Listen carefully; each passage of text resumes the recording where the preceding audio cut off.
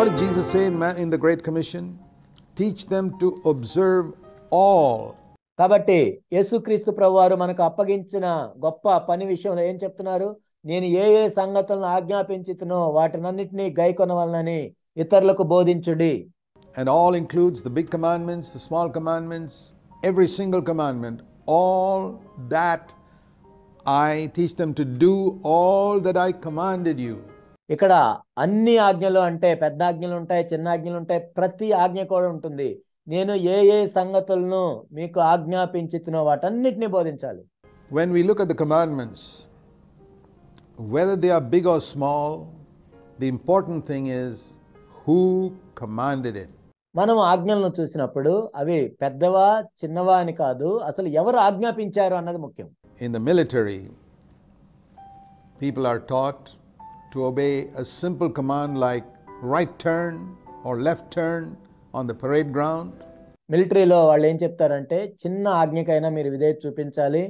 ఆ పరేడ్ గ్రౌండ్స్లో మీరు కుడివైపు తిరగండి, ఎడమవైపు తిరగండి అనే ఆజ్ఞను కూడా as important as go to the battlefield, report for duty at such and such a place.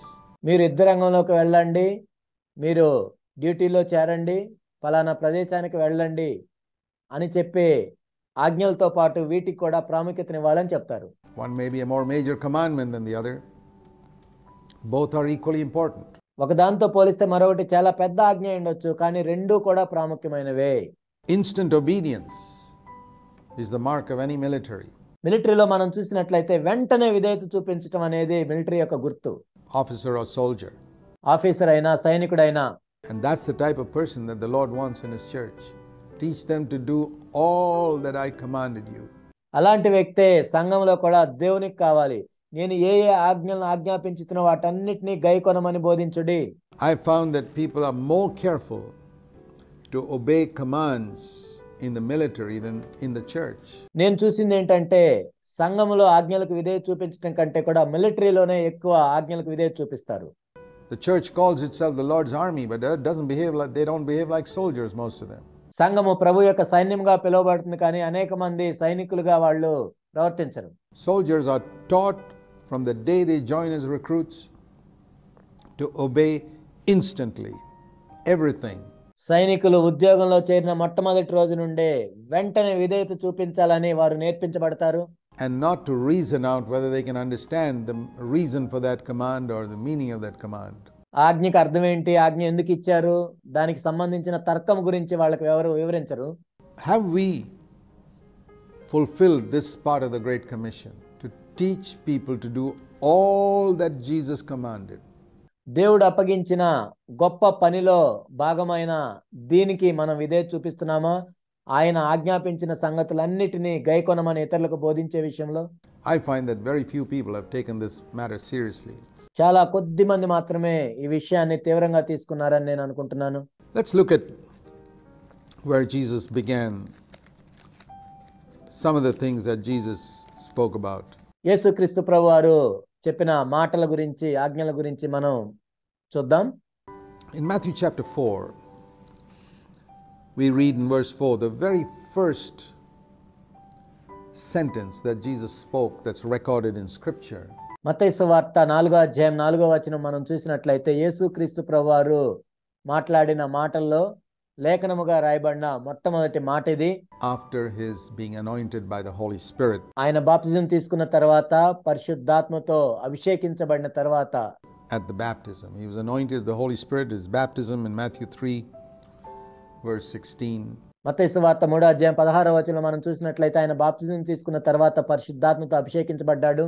And then in the wilderness temptation, at the end of those 40 days, ఆయన అరణ్యంలో శోధించబడుతున్నప్పుడు 40 దినముల తర్వాత we read these are the first words that come out of Jesus' mouth. యేసుక్రీస్తు ప్రభు నోట్లో నుండి వచ్చిన మొట్టమొదటి మాట ఇది. In response to the first temptation. మొదటి శోధనకు ప్రతిస్పందించే విషయంలో చెప్పిన మాట ఇది. The first temptation was from the devil. If you're the Son of God, command these stones to become bread. అపవాది నుండి వచ్చిన మొదటి శోధన ఏంటంటే, నీవు దేవుని కుమారుడు అయితే ఈ రాళ్ళు రొట్టెలగునట్లు ఆజ్ఞాపించమనెను. Matthew 4 verse 3. మత్తయి సువార్త 4వ అధ్యాయం 3వ వచనం. And here's, we can say, the very first thing that Jesus taught. ఇక్కడ మనం చెప్పొచ్చు యేసుక్రీస్తు ప్రభువారు బోధించిన మొట్టమొదటి విషయం ఏది? What is it? The very first thing that Jesus taught. Man shall not live on bread alone. యేసుక్రీస్తు ప్రభువారు బోధించిన మొట్టమొదటి మాట ఏంటి? మనుష్యుడు రొట్టె వలన మాత్రము కాదు గాని దేవుని నోట నుండి వచ్చే ప్రతి మాట వలన జీవించును.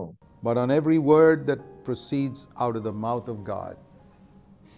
Now that's a huge subject that we need to think about a lot more than just in this brief time. ఇప్పుడు మనం సంక్షిప్తంగా చూస్తున్న సమయం కంటే కూడా ఇంకా ఎంతో సమయాన్ని వెచ్చించి చూడవలసిన మాట ఇది. But I want to introduce that at this time. కానీ ఇప్పుడు నేను దాని గురించి పరిచయం చేస్తున్నాను. How shall man live? He doesn't say bread is not necessary. Jesus is very realistic. మనుషుడు ఎలా జీవిస్తాడు అంటే ఇక్కడ యేసుక్రీస్తు ప్రభువారు మనుషుడు జీవించడానికి రొట్టె అవసరం లేదని చెప్పట్లేదు. ఆయన ఎంతో యథార్థంగా ఉండే వ్యక్తి. He says bread is necessary. We need food in order to live. రొట్టె అవసరమే, మనం బ్రతకాలి అంటే మనకి ఆహారం అవసరం. But he's saying it's not food alone. ఇక్కడ రొట్టె మాత్రమే కాదు, అంటే ఆహారమే అత్యంత ప్రాముఖ్యమైనది కాదు అని ఆయన చెప్తున్నాడు. And he's also saying thereby that food is not primary. What is primary is every word that proceeds out of the mouth of God. ఇక్కడ ప్రాథమికమైనది ఏంటంటే దేవుని నోట నుండి వచ్చే ప్రతి మాట. What is every word that proceeds out of the mouth of God? దేవుని నోట్లో నుండి వచ్చే ప్రతి మాట ఏంటి? Everything that God has said, his commandments, his promises, these are the words that we find in scripture. దేవుని నోట్లో నుండి వచ్చిన ప్రతి మాట, ప్రతి ఆజ్ఞ, ప్రతి వాగ్దానము ఈ లేఖనాల్లో మనం చూస్తాం ఆయన చెప్పిన మాటలను. Every word is the basis on which I can live. ఇక్కడ ప్రతి మాటను ఆధారం చేసుకొని నేను నిజంగా జీవించగలను. Really live. If I'm only thinking of existing, then I need only food. ఏదో కేవలం బ్రతకటం మాత్రం గురించే చూసినట్లయితే ఆహారం సరిపోతుంది. But if I want to live spiritually the way God wants me to live, then I need every word of God.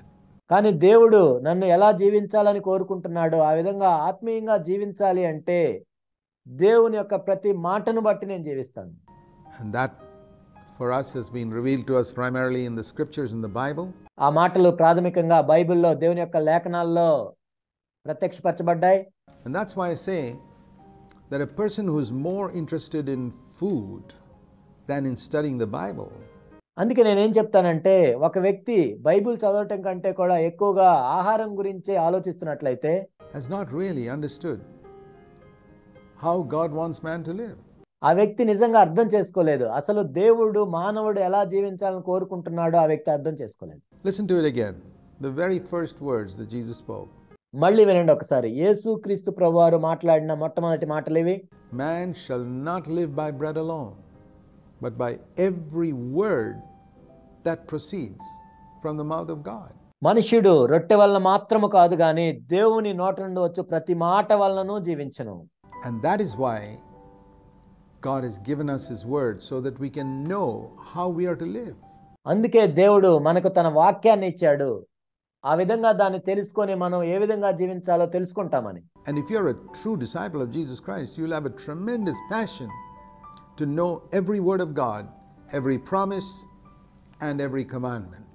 యేసుక్రీస్తు ప్రభు చెప్పిన ప్రతి మాటను నీవు తెలుసుకోవడానికి ప్రయత్నం చేస్తావు. ప్రతి ఒక్క ఆజ్ఞ, ప్రతి ఒక్క వాగ్దానం. Because that's the only way we can live. కేవలం ఆ విధంగా మాత్రమే మనం జీవించగలము, నిజముగా మనం జీవించగలం. That we can really live.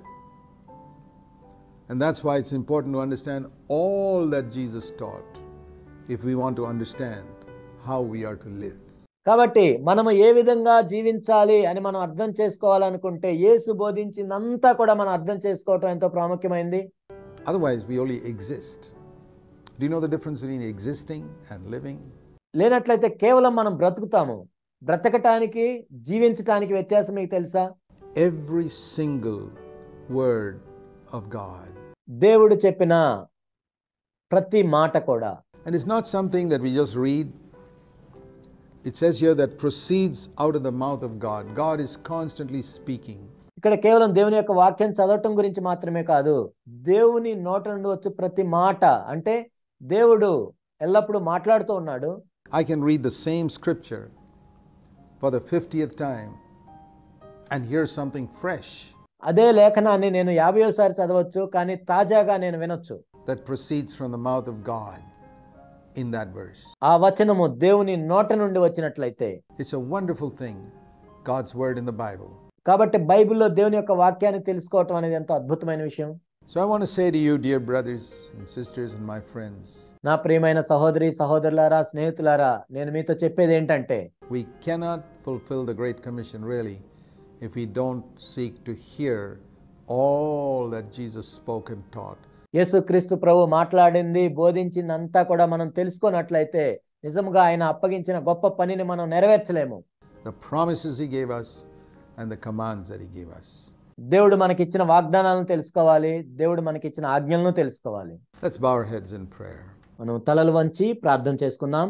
Our Heavenly Father, మా పరలోకపు తండ్రి, help us to realize what a treasure we have ఓ ప్రభువా, మేము ఎంత గొప్ప నిధిని కలిగి ఉన్నామో తెలుసుకోవటానికి సహాయం చేయండి. in the word of God that you've given us, to value it మీరు మాకిచ్చిన దేవుని యొక్క వాక్యానికి విలువ ఇవ్వటానికి సహాయం చేయండి. and to seek to live by it, by its promises and its commandments. ఆ వాక్యంలోని ఆజ్ఞల ద్వారా, వాగ్దానాల ద్వారా దాన్ని బట్టి మేము జీవించడానికి సహాయం చేయండి. So that we can truly live. ఆ విధంగా నిజముగా మేము జీవించినట్లు We pray in Jesus' name. మాకు సహాయం దయచేయమని యేసు నామములో ప్రార్థిస్తున్నాం తండ్రి. Amen. ఆమేన్.